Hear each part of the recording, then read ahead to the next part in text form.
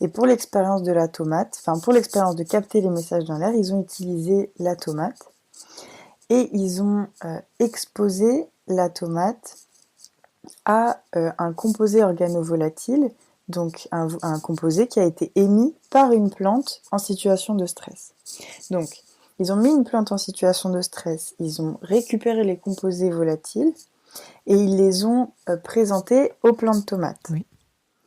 Ils ont observé que la plante percevait ce composé organovolatile, qu'elle allait modifier à la suite de ça son propre profil de composé organovolatile et activer ses processus de défense. Donc elle commence à se défendre parce qu'elle perçoit les composés organovolatiles d'une plante qui est en situation de stress. Oui, sans avoir vécu elle-même Sans avoir ce vécu stress-là. exactement. Oui.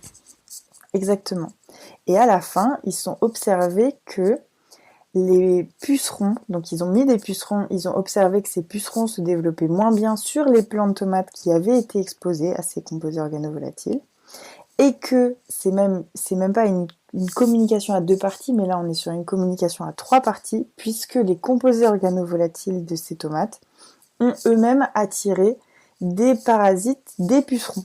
Enfin, c'est quand même fou. C'est fou. Hein. Et voilà, ça c'est une des expériences qui illustre vraiment bien et la sensibilité, et la capacité d'action, et la communication. Enfin bref, c'est intra et interespèces parce que c'est entre plantes, mais aussi enfin, avec d'autres espèces. Enfin non, moi j'adore cette expérience.